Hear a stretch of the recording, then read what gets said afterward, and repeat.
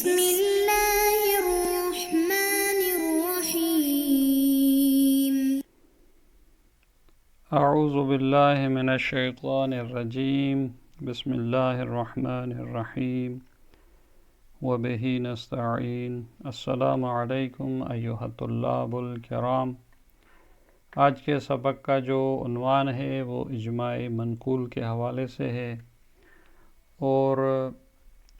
ظن پر عمل کرنے کے حوالے سے جو ایک قاعدہ اولیہ تھا کہ ظن پر عمل کرنا حرام ہے، تو کچھ ظنون ایسے تھے جن پر عمل کیا جا سکتا ہے، ان میں سے ایک جو ہے وہ اجماع ہے۔ تو اس کے بعد فرماتے ہیں الاجماع المنقول مما خرج عن حرمت العمل بالظن، الاجماع المنقول فی الجملہ۔ کہتے ہیں وہ چیزیں جو ظن پر عمل کرنے کے حرمت سے خارج ہیں، ان میں سے ایک اجماع منقول ہے فی الجملہ، یعنی اب ان کی شرائط جو ہیں وہ مختلف ہو سکتی ہیں، لیکن اجماع بطور اجمالی یا بطور جزئی جو ہے وہ قابل قبول ہے۔ اب اس کی کیا شرائط ہیں، ہم اس میں گفتگو ہو سکتی ہے۔ وَلِنَبْحَثْ أَوَّلًا عَنْ حُجِّيَّةِ أَصْلِ الْإِجْمَاعِ الْمُحَصَّلِ۔ اب اشارہ کرتے ہیں کہ ایک اجماع منقول ہوتا ہے۔ اجماع کی معنی ویسے ہے اتفاق، علماء کا اتفاق، اور اجماع منقول یعنی ایک ایسا اتفاق جس کو نقل کیا گیا ہو، یعنی خود ناقل جو ہے اس نے خود اجماع کو حاصل یا اتفاق کو حاصل نہیں کیا، بلکہ وہ نقل کر رہا ہے کہ فلاں نے مثلا اس طرح کیا ہے۔ لیکن اجماع جو محصل ہے اس میں خود جو ادعائے اجماع کرتا ہے، خود اس نے اس اتفاق کو حاصل کیا ہے، سب علماء کی فتاویٰ جو ہیں ان کو جو ہے اس نے دیکھا ہے، اور اجماع محصل اس کو حاصل ہوا ہے۔ تو لہٰذا کہتے ہیں کہ اب ہم اجماع منقول سے پہلے اجماع محصل کی جو ہے وہ حجیت کے بارے میں گفتگو کرتے ہیں، اور اس سلسلے میں فرماتے ہیں فَنَقُولُ حُجِّيَّةُ الْإِجْمَاعِ عِنْدَ الشِّيعَةِ أَنَّمَا هِيَ لِأَجْلِ دُخُولِ الْمَعْصُومِ علیہ السلام فی المجمعین۔ یہ جو کہا جاتا ہے کہ اجماع جو ہے وہ حجت ہے اور قابل پیروی ہے، تو اس اجماع کی حجیت جو ہے اہل تشیع کے نزدیک جو ہے وہ صرف اس لیے ہے کہ اس اتفاق سے جو ہے وہ یہ جانا جاتا ہے کہ معصوم علیہ السلام جو ہے وہ مجمعین جو اجماع کرنے والے ہیں ان میں داخل ہے، اور اس اتفاق سے معصوم کی نظر اور رائے بھی جو ہے وہ معلوم ہوتی ہے۔ تو ساری بات اس بات کی طرف جاتی کہ اجماع کی ارزش اور حجیت جو ہے وہ معصوم کے قول کی وجہ سے ہے، یعنی اے انہ یستکشف قولہ علیہ السلام من اقوالہم، یعنی مجمعین کی جو اقوال ہیں، جو ان کی آراء ہیں، ان میں سے یہ کشف کیا جاتا ہے کہ امام علیہ السلام کی بھی نظر یہی ہے، اور اس امام کی نظر کے کشف کرنے کی وجہ سے ہی اجماع جو ہے اس کی ایک ارزش اور اس کی ایک ویلیو ہے۔ وگرنہ اگر اجماع میں سے کشف قول معصوم نہ ہو تو اس اجماع کا کوئی فائدہ نہیں ہے۔ اب آتے ہیں اس بات کی طرف کہ امام کا قول، امام کی نظر کس طرح معلوم ہوتی ہے اس اجماع کرنے والوں کے اقوال میں سے۔ تو اس کشف کرنے کے مختلف طریقے ذکر کیے گئے ہیں۔ وَلِلْعُلَمَاءِ فِي اسْتِكْشَافِ ذَلِكَ، یعنی امام کے قول کا استکشاف جو ہے اس کے لیے علماء کے ہاں طرق و مبانٍ، مختلف راستے ہیں، مختلف مبانی ہیں، کہ یہاں صاحب کتاب تقریباً 4-5 اقوال یا ان طرق کو ذکر فرماتے ہیں۔ پہلا جو طریقہ ہے وہ اس طرح ہے جس کو ایک دخولی کا نام بھی دیا جاتا ہے. اذا ثبت اتفاق کل واحد من العلماء علی قول، کہتے ہیں جب ثابت ہو جائے کہ سب علماء کا اتفاق ایک قول پر ہے، سب علماء کہتے ہیں کہ یہ نظر درست ہے ایک حکم شرعی کے بارے میں، فقول المعصوم علیہ السلام داخل فی اقوالہم، تو یہاں سے پتہ چلتا ہے کہ معصوم علیہ السلام کا قول بھی انہی کے اقوال میں ہی ہے. کیوں؟ لأنہ احد العلماء بل هو رئیسہم و مرجعہم، کیونکہ جو شخص سب علماء کے ہاں جاتا ہے اور سب سے جو ہے وہ ایک نظر پوچھتا ہے اور اتفاق اس کو نظر آتا ہے، تو پھر انہی علماء میں سے امام کا قول بھی شامل ہے، کیونکہ وہ بھی ایک عالم ہیں بلکہ علماء کے رئیس ہیں اور ان کے جو ہے وہ مرجع ہیں. تو اس بنیاد پر کہا جا سکتا ہے کہ جب سب علماء کے اقوال کے میں سے ایک اتفاق نظر آتا ہے تو امام بھی انہی میں سے ہیں. لہذا اسی کو اس عنوان سے کہا جاتا ہے کہ یہ مبنی دخولی ہے، اور اس اسباب دخول جو ہے ہم امام کے قول کو کشف کرتے ہیں. دوسرا جو طریقہ یا مبنی ہے وہ طریقۃ الشیخ طوسی رضوان اللہ علیہ. جناب شیخ طوسی نے یہ مبنی پیش کیا ہے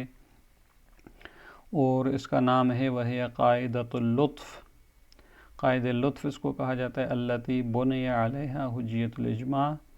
کہ اس قاعدہ لطف پر جو ہے وہ حجیت اجماع جو ہے وہ مبتنی ہے. اور یہ قاعدہ لطف کیا ہے؟ وتقریبها، اس کی توضیح اور تقریب اس طرح سے ہے کہ ان الرعیت اذا اتفقت علی غیر الحق، فرماتے ہیں کہ جو لوگ ہیں، جو علماء ہیں، رعیت ہیں، جب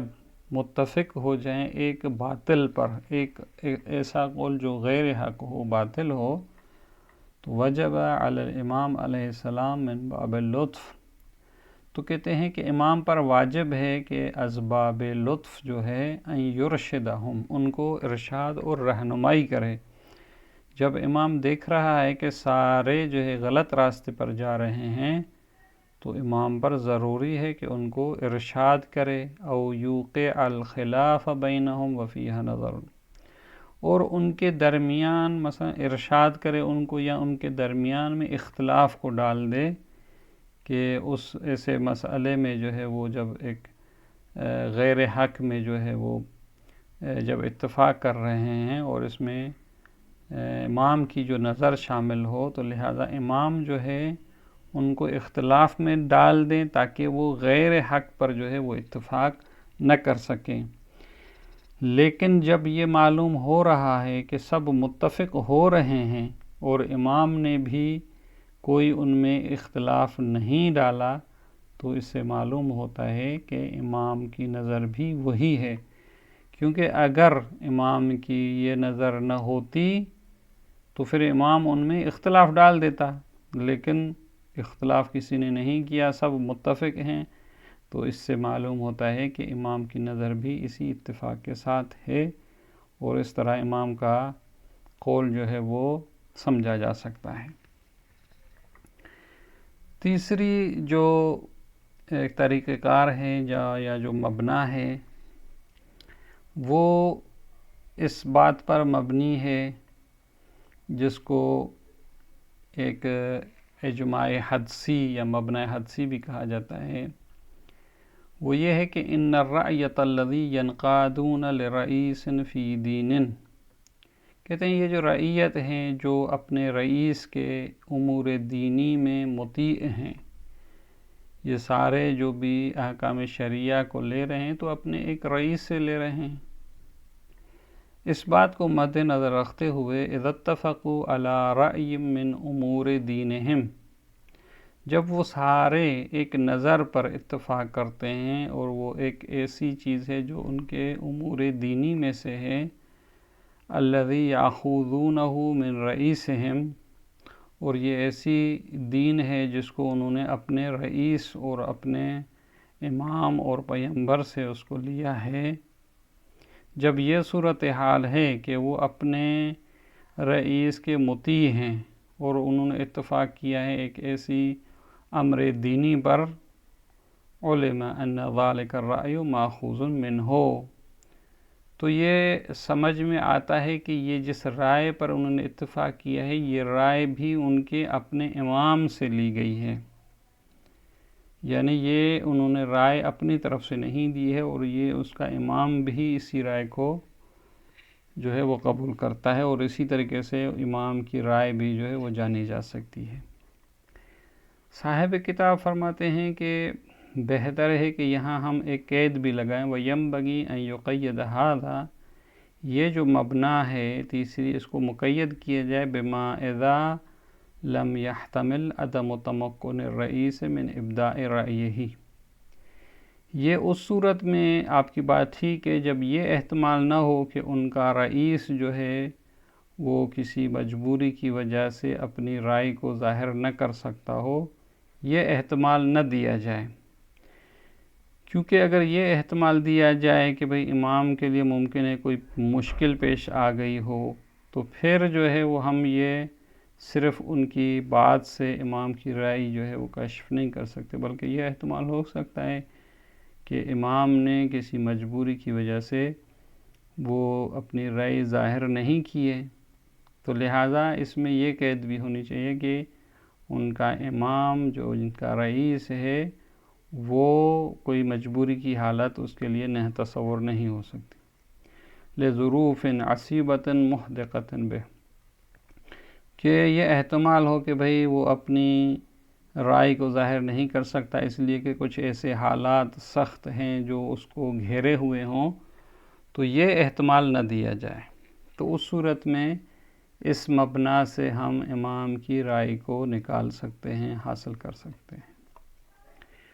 اور چوتھا جو طریقہ ہے وہ یہ ہے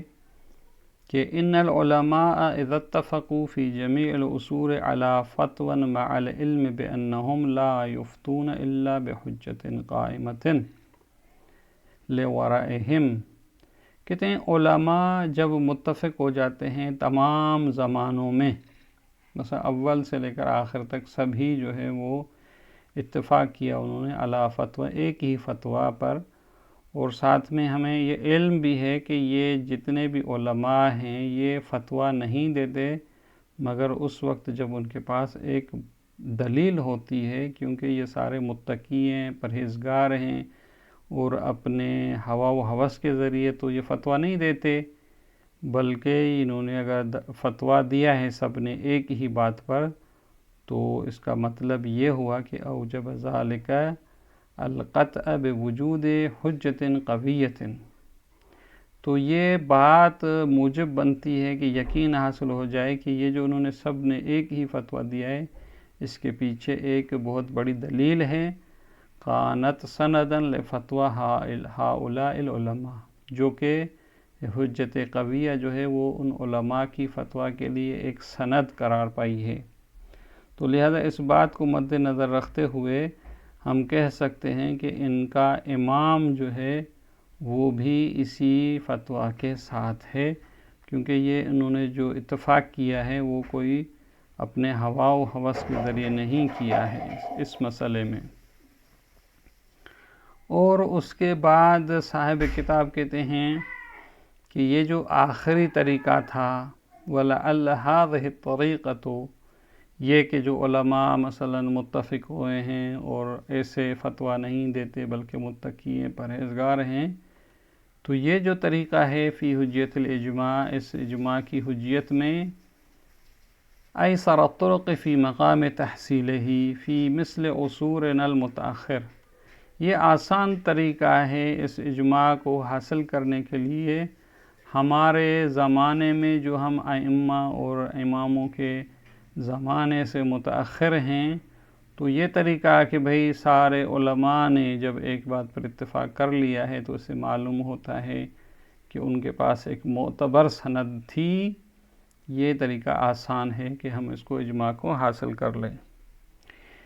کیوں؟ اس لیے کہ جو دوسرے طریقے تھے ان میں کچھ نہ کچھ مشکل ہو جاتی ہے ہمارے لیے. مثلاً کہتے ہیں لأن الطریقۃ الاولیٰ، پہلا جو طریقہ تھا کہ اس میں ایک اجماع دخولی کی بات تھی، تو کہتے ہیں لا یتم الوثوق بہا فی مقام تحصیلہ الا فی زمن حضور الامام علیہ السلام. اس لیے کہ وہ جو پہلا طریقہ ہے اس پر اعتماد مکمل نہیں ہوتا اس اجماع کے حاصل کرنے میں، سوائے اس زمانے میں کہ جب امام جو ہے وہ حاضر ہوں. کیونکہ یہ جو ہم کہہ رہے ہیں کہ امام جو ہے ان مجمعین میں داخل ہے، تو یہ اس وقت ہو سکتا ہے جب امام خود زندہ ہوں اور حاضر ہوں، وَأَخْذِ رَأْيِهِ، اور اس امام کی جو نظر ہے اس کو لیا گیا ہو. اور وَلَوْ أُخِذَ رَأْيُهُ اسْتُغْنِيَ عَنْ غَيْرِهِ، اور جب بات اس بات پہ آتی ہے کہ اس امام کی رائے کو لیا گیا ہو، تو کہتے ہیں جب امام کی رائے لی جائے تو پھر دوسروں کی رائے سے استغنا اور بے نیازی حاصل ہو جاتی ہے. تو لہٰذا یہ طریقہ جو ہے وہ ہمارے لیے مفید نہیں ہے، خصوصاً ہم جو زمانے متاخرین میں ہیں، امام جو ہے وہ حاضر نہیں ہے. لہذا یہ طریقہ جو ہے وہ کامل اور ہمارے لیے کارساز اور مفید ثابت نہیں ہو سکتا.